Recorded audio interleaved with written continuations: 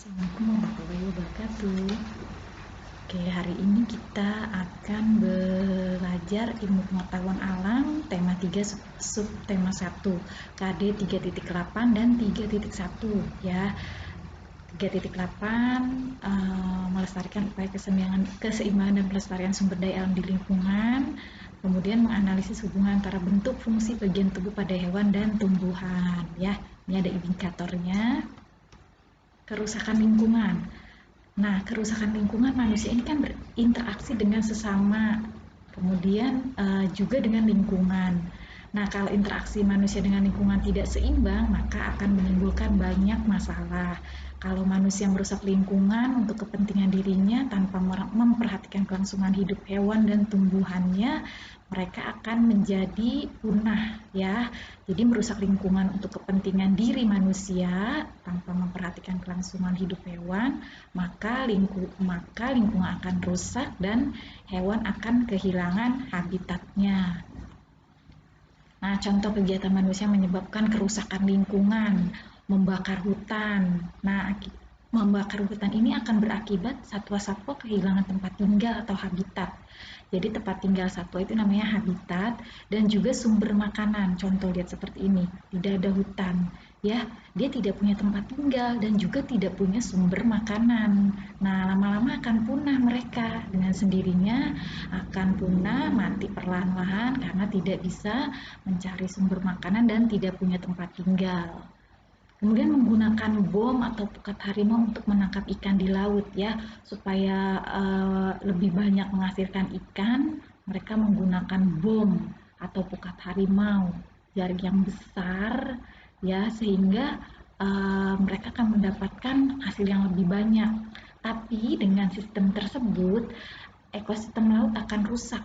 Contoh, terumbu karangnya akan rusak, kemudian hewan-hewan dengan populasi tertentu juga akan punah, seperti penyu. Penyu juga lama-lama dia akan punah kalau dengan menggunakan bom. Otomatis kalau menggunakan bom itu hewan-hewan yang ada di dalam laut bisa mati ya. Kemudian terumbu karang juga pasti akan hancur, pasti akan rusak. Contoh, ini adalah hewan harimau ya. Hewan ini sekarang sudah langka itu sudah jarang ditemukan. Nah, hewan ini itu banyak diburu ya supaya mereka bisa meraih keuntungan dengan mengambil bulunya. Nah, bulunya ini nanti dijual ya. Kemudian apa dampaknya? Dampaknya habitatnya rusak sehingga hewan-hewan ini kehilangan tempat tinggal, tidak ada sumber makanan ya. Akhirnya kelamaan efeknya, akibatnya akan punah. Punah itu habis, hilang lama-lama karena mereka tidak bisa berkembang biak. Bagian-bagian tumbuhan. Pertama adalah akar. Bagian tumbuhan yang tumbuh di dalam tanah itu adalah akar. Nah, ini ada berbagai jenis akar. Ada akar serabut, ya berserabut seperti rambut, cabang-cabang ya kecil-kecil seperti ini. Ada cabang utama, kemudian bercabang-cabang lagi namanya serabut.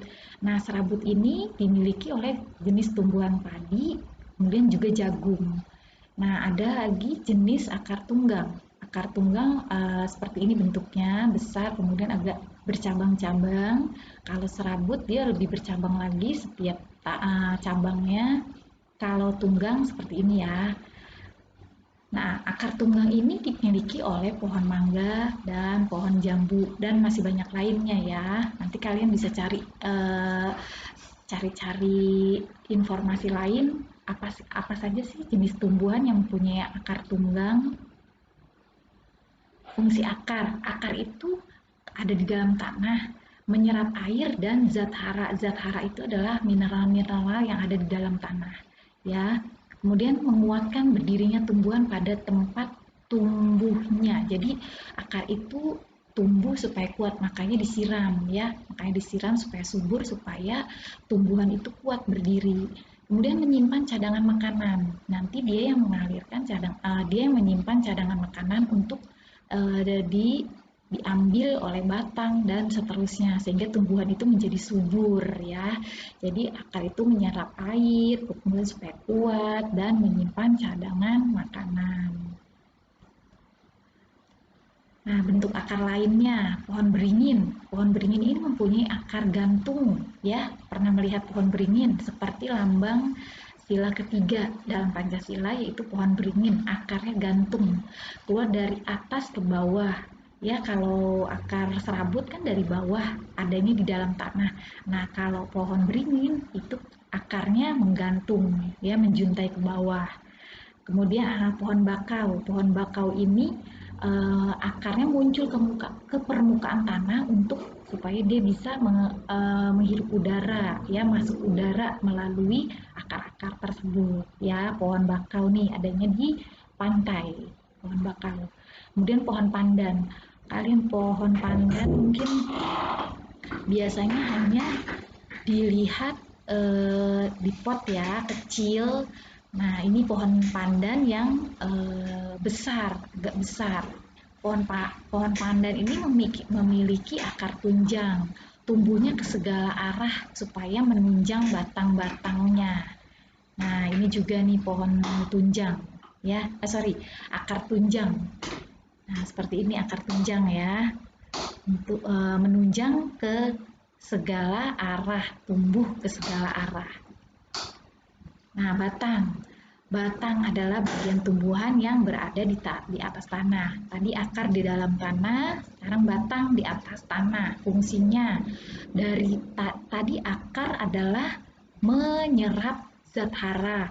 Nah, batang menyalurkan air, zat hara, zat makanan ke seluruh bagian tumbuhan, ya.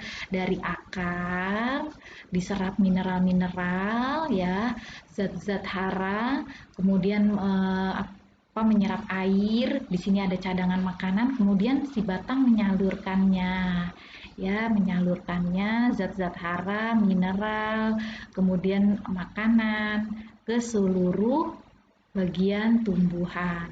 Kemudian yang kedua, fungsinya tempat tumbuhnya daun, bunga, serta buah. Lihat di sini, ya. Daun itu adanya di batang, ya. Daun adanya di batang. Kemudian nanti dari batang itu tumbuhlah bunga. Nah, pada prinsipnya ada pada batang. Tempat menyimpan cadangan makanan pada beberapa jenis tertentu, misalnya tanaman tebu. Nah, dia juga menyimpan cadangan makanan pada tanaman tebu karena tanaman tebu memang bentuknya seperti batang, ya.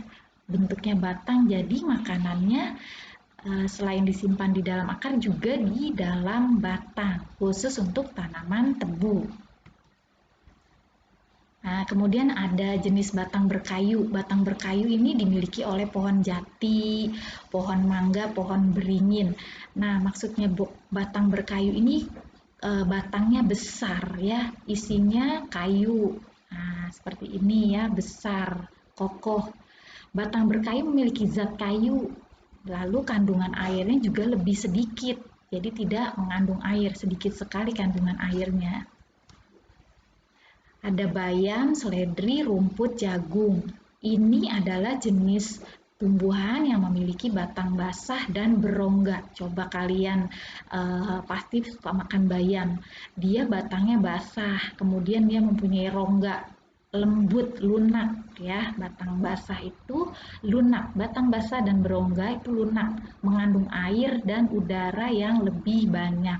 Contoh dalam kehidupan sehari-hari yang biasa kalian temukan adalah bayam, kemudian daun seledri, ya, kemudian jagung juga memiliki batang yang basah, yang lunak. Daun berfungsi sebagai tempat fotosintesis. Fotosintesis apa? Proses pembuatan makanan pada tumbuhan dengan bantuan energi matahari. Nah, kemudian daun tuh berfungsi sebagai tempat penguapan air dan sebagai alat bernafas pada tumbuhan. Jadi makhluk hidup, karena tumbuhan adalah termasuk makhluk hidup, ya. Hewan, tumbuhan, manusia adalah makhluk hidup. Nah, makhluk hidup tumbuhan bernafasnya menggunakan daun, ya.